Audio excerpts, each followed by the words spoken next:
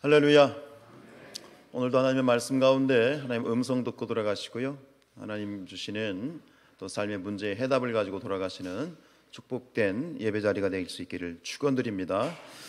우리가 사무엘하 15장 말씀 계속 보고 있는데, 이제 지난 시간에 이제 그 다윗의 아들 압살롬이 반역을 일으켜서 이제 다윗이 궁을 떠나서 이제 피난길에 오르는 그런 이야기를 시작했는데, 지난주에 이제 그 피난길에 이제서 만난 사람들과의 에피소드가 계속 진행되는데요. 지난주에는 그 이때라고 하는 사람, 블레셋의 이제 가드 사람인데 용병으로 이제 다윗한테 와서 이때와 600명이 이제 용병인데, 그들이 이제 다윗이 피난길에 합류를 하는 거죠. 그걸 보고 다윗이 너 가라. 지금 나 따라오면 너한테 좋을 거 하나도 없어. 그냥 압살롬한테 가서 있는 게, 어차피 너는 용병 아니냐, 돈 받고 싸우는 사람인데 괜히 나 따라왔다가 험한 꼴 당하지 말고 그냥 가라 라고 했을 때 이때가 거절하죠. 그리고 다윗을 따릅니다. 어떤 자신의 손익, 지금 어떤 이익을 구하지 않고 오로지 다윗의 충성을 맹세하고 죽으면 죽겠습니다 라고 그렇게 이제 고백을 하는데, 바로 이때가 다윗에게 보여줬던 모습이 바로 무엇입니까? 우리 그리스도인들에게 가져야 될 제자도입니다. 제자가 누구인가? 제자도의 그러한 본을 보여주고 있지요. 이때가 고백했던 그 제자도의 고백을 한번 오늘 기억해 보겠습니다. 21절 시작. 이때가 왕께 대답하여 이르되 여호와의 살아계심과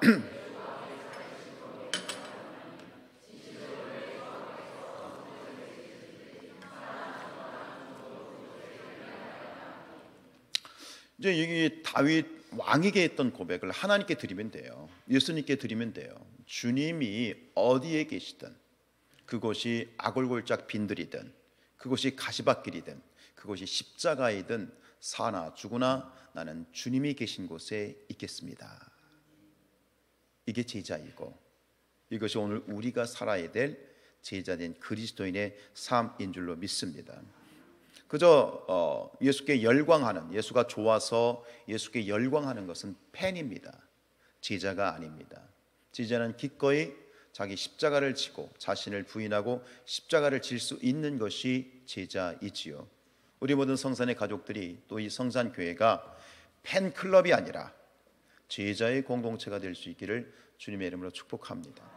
오늘은 이제 그 뒤를 이어서 새로운 인물들이 등장하게 되는데, 오늘 이제 우리가 만나게 되는 인물은 누구죠? 사독과 아비아달이란 사람을 통해서 이제 사건이 벌어지게 됩니다. 이 사독과 아비아달은 누구냐? 바로 제사장입니다. 근데 제사장 중에서도 그냥 제사장이 아니라 대제사장들입니다. 대제사장. 사독 계열이 생기고, 아비아달은 이제 또 다른 계열이긴 한데요. 자, 우리 24절 말씀 읽죠. 시작. 보라, 사독과 그와 함께한 모든 레위 사람도 하나님의 언약궤를 메어다가 하나님의 궤를 내려놓고 아비아달도 날라와서 모든 백성이 성에서 나오기를 기다리는도다. 그래서 이 대제사장인 사독과 아비아달이 이제 다윗이 피난하는 길에 동행을 하게 되어지는데, 이들은 그냥 동행하는 것이 아니라 나올 때에 무엇을 하나 가지고 나왔어요. 뭐죠? 언약궤. 그게 여러 가지 이름으로 불려요. 여기 이제 다윗은 하나님의 궤라고 얘기했고, 또 법궤라고도 불리고 여러 가지 불리는데, 어쨌든간 법궤가 제일 우리가 발음하기 편하잖아요. 그러니까 이 법궤를 가지고 나왔단 말이에요. 이 법궤 여러분들 아시지요? 법궤가 어떤 의미를 가지고 있는지 아시지요? 이 법궤는 이스라엘 백성들에게는, 또 하나님의 언약 백성들에게는 너무너무 중요한 거예요. 과거에 성막이나 성전이나 이 법궤가 안치되어 있던 곳은 어디죠? 지금 제가 있는 사리, 어디? 지성소에 안치되어 있는 것이죠. 이 지성소는 어디냐? 하나님의 방이거든요. 결국 언약궤라고 하는 것은 뭐냐면 하나님의 임재의 상징이면서, 조금 더 노골적으로 얘기를 하면 법궤는 하나님 자체를 의미했어요. 하나님 자체를 의미했어요. 그래서 이스라엘 백성들이 이 전쟁에 나갈 때에 이 법궤를 가지고 나갔어. 그럼 적들도 알았어요. 적들도, 이스라엘 백성들과 싸우는 적들도 법궤가 등장하면 가슴이 철렁하는 거예요. 야, 저 이스라엘 백성들이 출애굽을 해서 광야 40년 동안 이 법궤 때문에 적들을 다 쳐부수고 저 법궤 큰일 났다 그러면서 적들도 인정하는 것이 바로 법궤였어요. 우리 사무엘상 4장 7절 읽지요. 시작. 두려워 이르되 신이 진영에 이르렀도다 하고 또 이르되 우리에게 화로다. 전날에는 이런 일이 없었도다.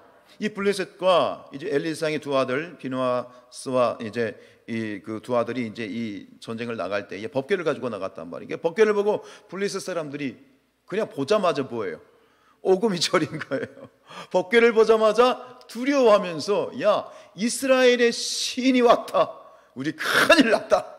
그러면서 그냥 벌벌벌 떠는 거죠. 이 법궤라고 하는 건 뭐냐면 하나님의 언약의 상징, 즉 하나님의 임재의 상징이면서 동시에 뭐냐면 승리의 보증인 겁니다. 법궤가 있으면 하나님의 신이, 즉 하나님이 계신 것이고 하나님의 계신이 당연히 뭐 하는 거예요? 이기는 거예요. 승리의 보장이 되는 것이 이 법궤였어요. 그런데 이 법궤가 또 다윗에게는 특별한 애정이 있잖아요. 이 법궤에 대한 역사 있잖아요. 법궤를 얼마나 다윗이 사모했어요.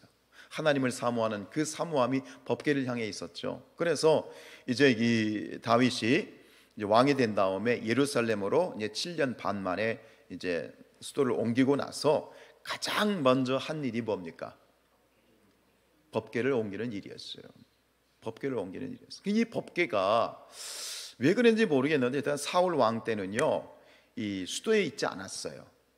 어디 있으냐면 변방에 그냥 방치되어 있었어요. 그게 이제 기얏 여아림이라고 하는 그 변방에 방치되어 있었는데 이 다윗이 이제 남북의 온전한 왕국의 이스라엘의 왕이 되고 이 예루살렘으로 이제 천도를 한 다음에 가장 먼저 이 법궤를 모셔오죠.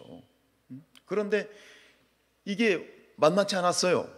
법궤를 모셔오는데 1차 시도에서 큰 낭패를 당하게 되죠.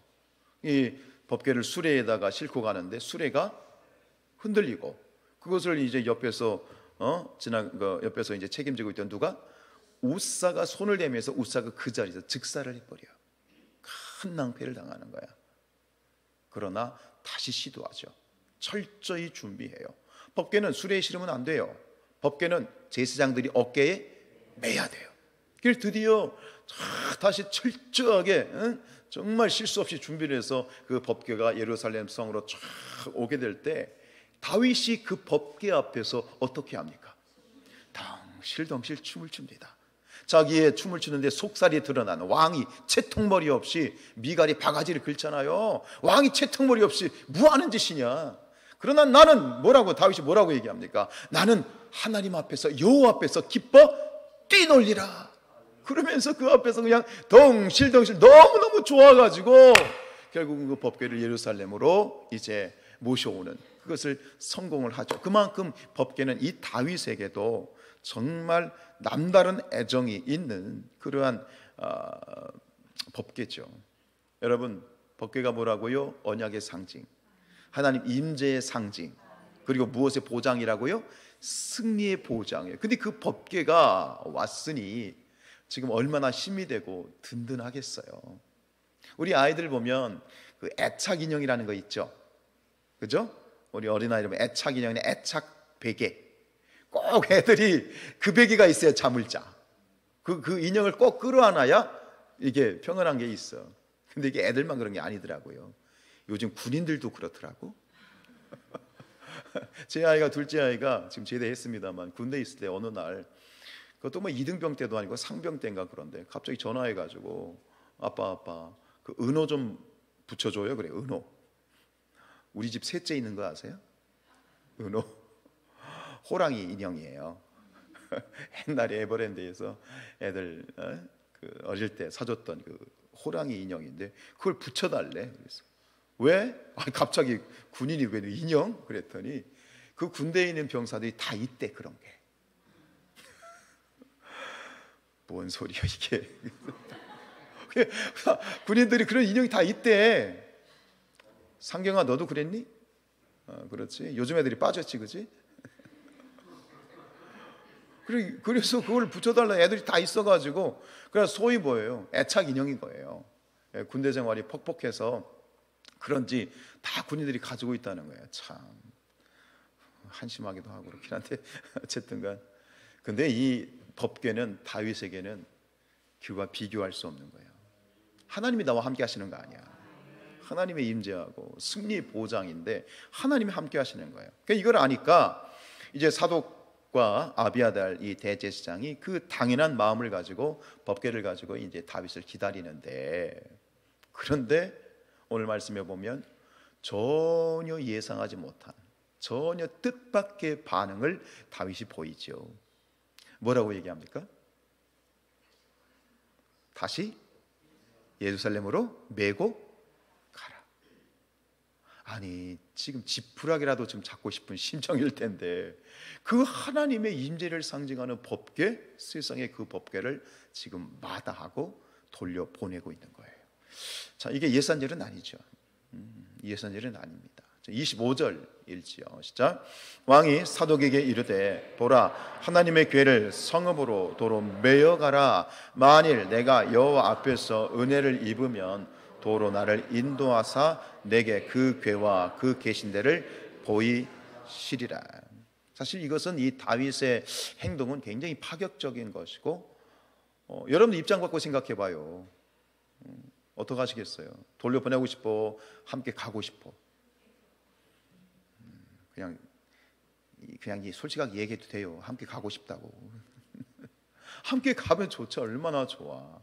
근데 다윗은 그것을 지금 거부하는 거예요. 왜 그랬을까? 오늘 그걸 생각해 보자고요. 왜 법궤를 돌려보냈을까? 첫 번째는 전략적인 측면에서 생각해 볼 수 있어요.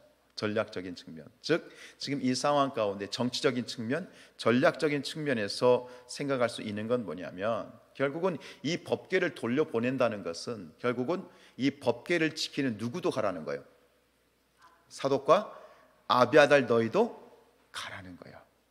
네, 왜냐하면 법궤를 이제 이렇게 법궤 앞에서 일을 할 수 있는 것은 제사장도 안 되고 누구만 가능한 거예요. 대제사장만 할 수 있는 거예요. 이 성전에 법궤가 있을 때 이 법궤가 있는 지성소에 들어갈 수 있는 사람은 한 사람밖에 없어요. 누구요? 대제사장밖에 없는 거야. 그러니까 법궤가 있는 곳엔 반드시 대제사장이 있는 거예요. 너희도 가라는 거예요. 너희도 같이 가라는 거예요. 그게 같이 돌려보내는 건 뭐냐면, 결국 이 사독과 아비아달이 어떤 역할을 하게 되냐면 결국은 첩자의 역할을 하게 되는 거예요. 압살롬이 차지한 궁정에서 일어나는 일들을 이제 다윗에게 전달하는 그런 첩보 활동을 하도록 다윗이 계획을 한 거죠. 오늘 28절 말씀에 그런 대목이 있어요. 시작. 너희에게서 내게 알리는 소식이 올 때까지 내가 광야 나루터에서 기다리리라 하니라. 정황을 살펴서 어찌 해야 되는지 너희가 나에게 알려달라는 거예요. 너희들은 어디에 있어야 되는가요? 압살롬과 같이 있어야 된다는 거예요.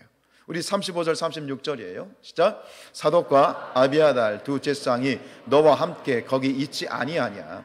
내가 왕의 궁중에서 무엇을 듣든지 사독과 아비아달 두 제사장에게 알리라. 너희가 듣는 모든 것을 그들 편에 내게 소식을 알릴지니라. 이게 누구에게 하는 얘기냐면, 뒤에 이제 보면 이 다윗의 친구이면서 다윗의 이제 그 모략 전술가인 후세에게 하는 얘기예요. 야 친구, 네가 여기서 일어나는 일들을 저 사독과 아비아달한테 알려주면 쟤네들이 나한테 소식을 전할 거야. 이렇게 지금 전략을 짜고 있는 것이죠. 즉 이 법궤가 돌아간다라고 하는 것은 결국 첩보 활동, 그리고 사독과 아비아들의 첩보 활동을 은폐시킬 수 있는 그런 어떤 그 교두보를 확보하는 일이기 때문에 이게 전략적으로 봤을 때 필요했을 것이고요. 결국 이것이 적중을 해서 이들을 통해서 그 안에 있었던 모든 내용들이 다윗에게 전달이 되고 결국 마침내 이 모든 반역을 끝낼 수 있는 굉장히 중요한 그러한 전략으로 통하게 되죠. 승리하게 됩니다. 이건 표면적인 이유입니다. 그러나 우리가 여기서 집중해야 되는 것은 그런 어떤 전술적이고 전략적인 그런 의미에서가 아니라 우리가 봐야 되는 건 뭐예요? 신앙적인 측면이죠. 여기서 우리는 다윗의 믿음, 그냥 믿음이 아니라 이전의 믿음과는 비교할 수 없는 완성된 믿음, 그리고 그 모든 고난을 끝낼 수 있는 아주 성숙한 믿음을 여기서 우리가 발견하게 되는 것이죠. 결국 무슨 얘기냐? 이 법궤를 돌려보낸 근본적인 이유, 신앙적인 이유, 그것은 무엇이다? 다윗의 무엇 때문에? 믿음 때문이었어. 믿음. 자, 25절 말씀을 우리가 하반절을 읽겠습니다. 시작. 여호와 앞에서 은혜를 입으면 도로 나를 인도하사 내게 그 궤와 그 계신 데를 보이시리라.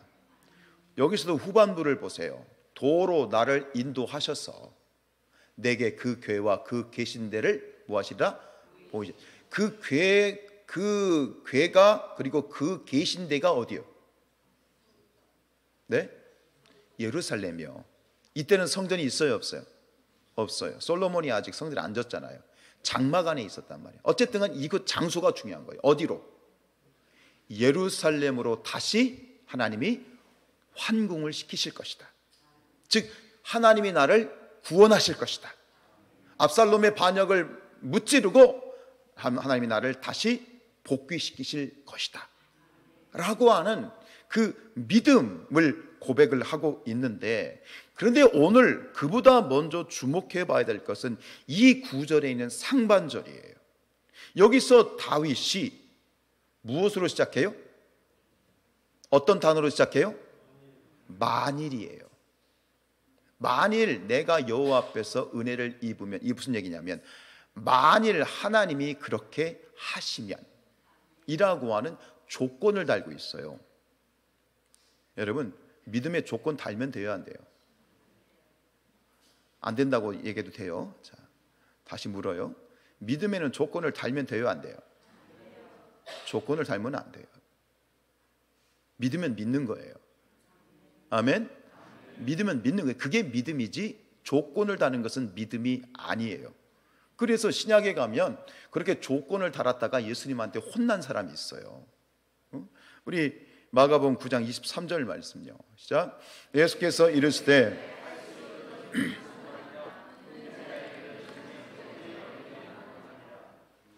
요즘 목을 많이 썼더니 좀 말이 이렇게 조금 칼칼해지네요. 이게 지금 예수께서 이르시되 이게 무슨 얘기죠? 어떤 아버지가 그 아들이 귀신 들려가지고 예수님을 찾아왔는데 예수님한테 뭐라고 말했어? 예수님, 할 수 있으시면, 이렇게 얘기를 해요. 예수님, 할 수 있으시면 고쳐주세요. 그러니까 예수님이 이 말씀을요 책망하는 거예요. 뭐라고? 할 수 있거든? 이러면서 할 수 있거든이 뭔 말이야? 믿는 자에게는 능히 하지 못할 일이 없는 것이야. 믿으면 믿는 거지. 너 왜 조건을 달아? 이러면서 이 예수님이 그 아버지를 좀 책망하는 거예요. 결국 여기서 보면 지금 이 다윗이 말이에요, 조건을 달고 있어요. 하나님이 하시면 뭐예요? 다시 하나님이 구원하실 것이라는 조건을 달고 있죠. 그러니까 표면적으로 보면 지금 이 다윗의 믿음이 왠지 하나님의 어떤 그 은혜에 대한, 하나님의 은혜 베푸실 것에 대한 확신이 없는 것처럼 보여요. 그렇죠? 조건을 달았다는 그런 얘기죠. 그런데 그게 아니에요. 지금 다윗이 하나님 앞에 믿음에 대한, 하나님의 은혜를 주실 것에 대한 그런 어떤 확신이 부족하기 때문에 이 단서를 든 것이 아니라, 다윗이 이 단서를, 만일이란 단어를 사용한 이유는 다윗이 지금 자기 자신을, 하나님 앞에 자기 자신이 어떠한 모습으로 서 있는지를 정확하게 알고 있기 때문이에요. 자기의 실상을 지금 알고 있는 거예요. 무슨 얘기냐면 하나님의 은혜를 받기에는 지금 나는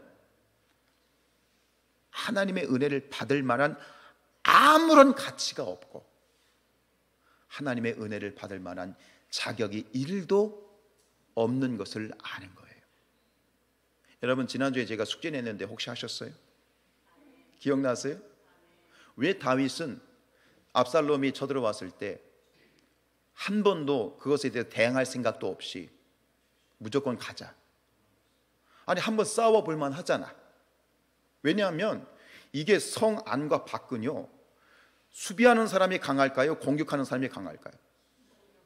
수비하는 사람이 훨씬 강해요. 사실은 그 성을 함락시키려면 공격하는 사람들이 훨씬 몇 배로 쏟아 부어야 그걸 함락시킬 수 있거든요.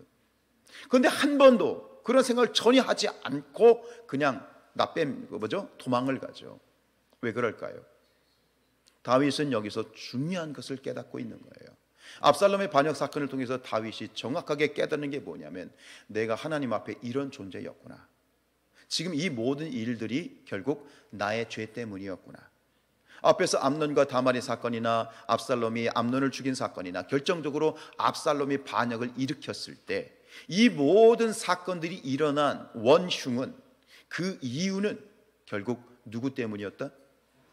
내가 과거에 전에 밧세바와 우리에게 행했던 그 죄악이 얼마나 크고 악한 죄였는지, 그로 인해서 내가 다윗이 하나님 앞에 회개해서 죄는 용서를 받았지만 그 죄값을 받고 있음을 다윗은 정확하게 안 거예요.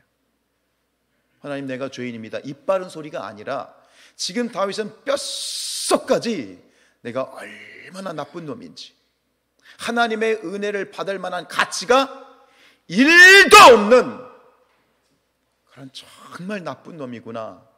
그러니 하나님 앞에 은혜를 베풀어 주십시오 라고 자신 있게 말씀을 드릴 수가 없는 자신의 모습을 보고 있기 때문에 지금 이 이야기를 이렇게 표현하고 있는 거예요. 하나님, 나는 하나님의 은혜를 받을 만한 가치가 1도 없습니다. 그래서 가정법을 사용하고 있는 거예요. 여러분, 은혜가 뭐죠? 은혜가 뭐예요? 은혜란 받을 만한 가치가 전혀 없는 사람에게 베푸시는 하나님의 무조건적인 자비와 사랑이지요. 다윗이 압살롬이 쳐들어왔을 때, 이제 반역을 일으켰을 때 그냥 도망을 친 이유는, 이 모든 것은 결국은 누가 허락하신 것이야? 하나님이 허락하신 것이야. 하나님이 허락하신 징계야. 결국 아들과 맞서서 싸우는 것은 하나님의 뜻이 아닌 거고, 이 모든 징계 앞에서 내가 할 수 있는 것은 이 징계를 내가 스스로 인정하는 것, 받아들이는 것, 그것밖에 없는 거예요. 그러니까 두말하지 않고 그냥 떠나버린 거예요. 그러면서 하나님께 구하는 거죠. 하나님의 은혜를 구하는 거죠. 근데 은혜를 구하는데 자신 있게 구하지 못해요. 자신 있게 구할 수가 없어요. 너무 송구스러워서, 너무 죄스러워서. 나 같은 놈이 어떻게 하나님의 은혜를 받을 수나 있을까요?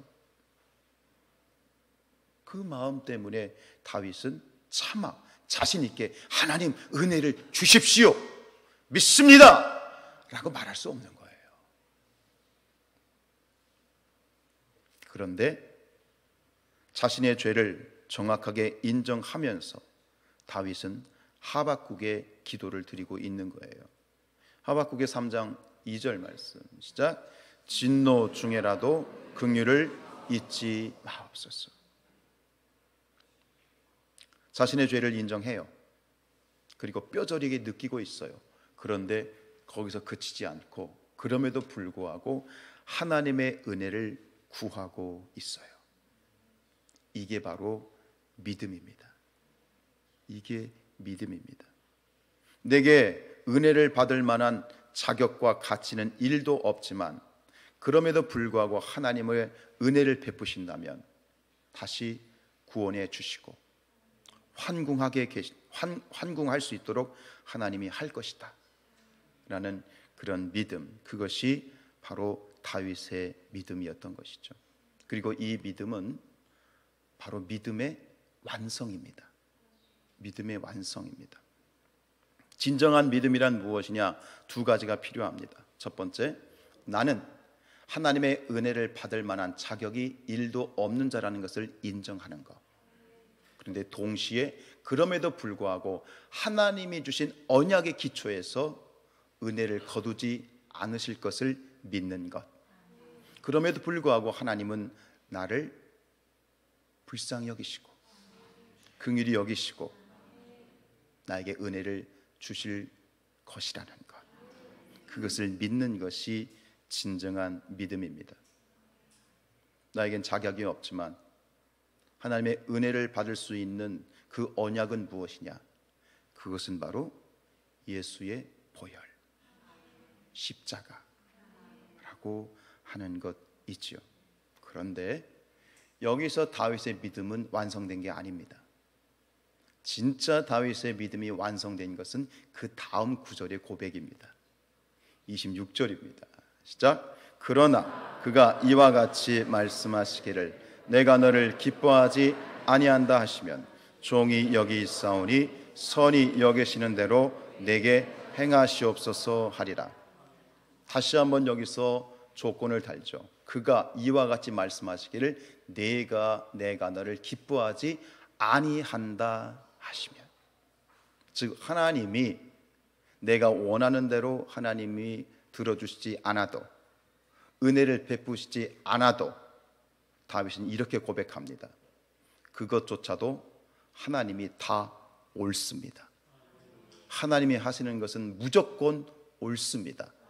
내가 은혜를 구하고 다시 환궁을 해서 회복되는 걸 원하지만 하나님이 그렇게 하지 아니하신다 하면 결국 내가 압살롬에게 패해서 다시 내가 떠돌이 같은 신세를 살아간다 할지라도 제가 여기 있사오니 하나님이 선히 여기신 대로 행하십시오.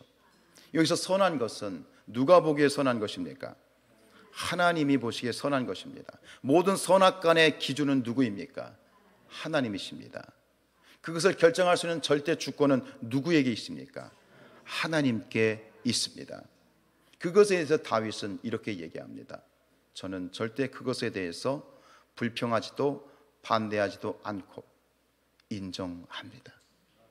하나님이 어떻게 하시든 하나님이 하시는 모든 일은 다 옳습니다 라고 고백하는 것이, 이것이 바로 믿음의 완성이고 믿음의 극치이고 믿음의 정점이다.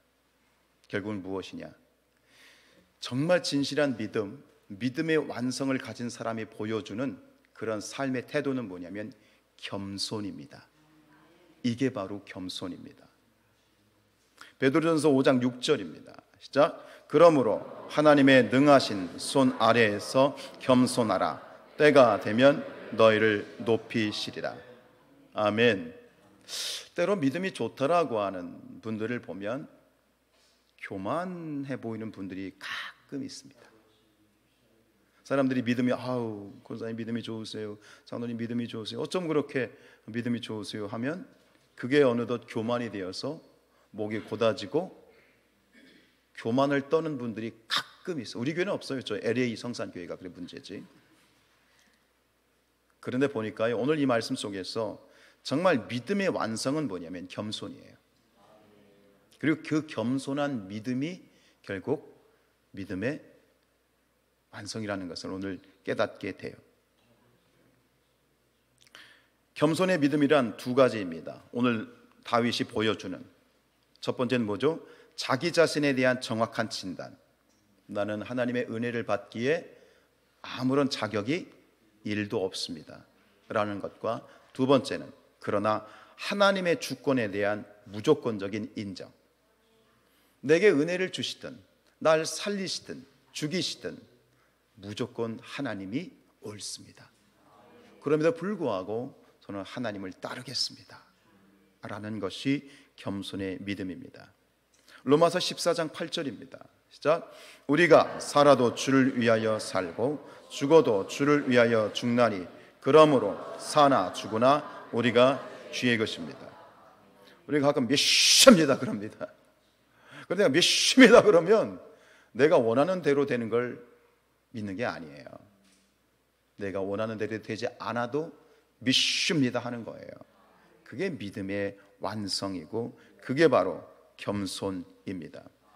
다윗의 궁극적인 소망은 다시 하나님의 은혜로 환궁을 하는 것이지만, 그러나 결국 압살롬에게 패해서 결국 그렇게 된다 할지라도 다윗은 겸손하게 겸허하게 받아들이겠다라는 것입니다.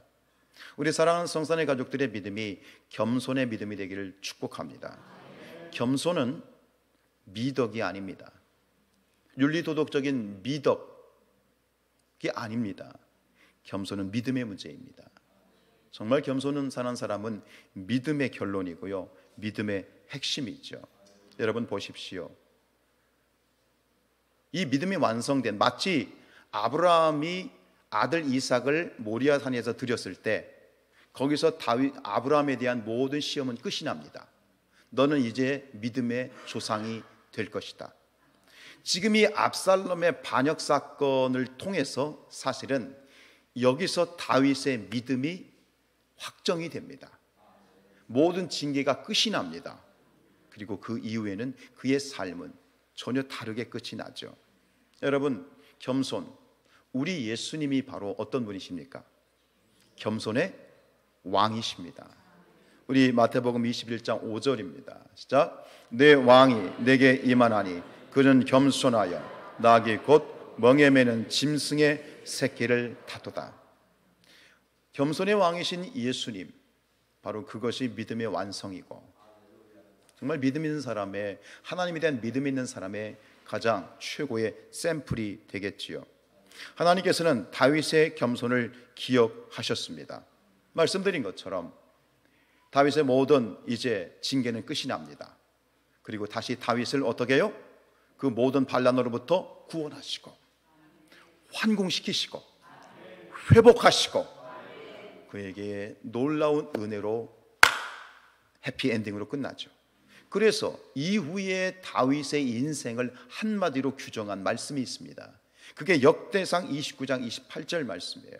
시작. 그가 나이 많아 늙도록 부하고 존귀를 누리다가 죽음에 그의 아들 솔로몬이 대신하여 왕이 되니라. 평화로운 정권 이양이 되고 그가 죽을 때까지 어떻게 해요? 늙도록 부하고 존귀를 누리다가 죽었어요. 저는 이전에 다윗의 이 자녀들의 문제, 그게 밧세바와 사건 이후에 벌어진 문제예요.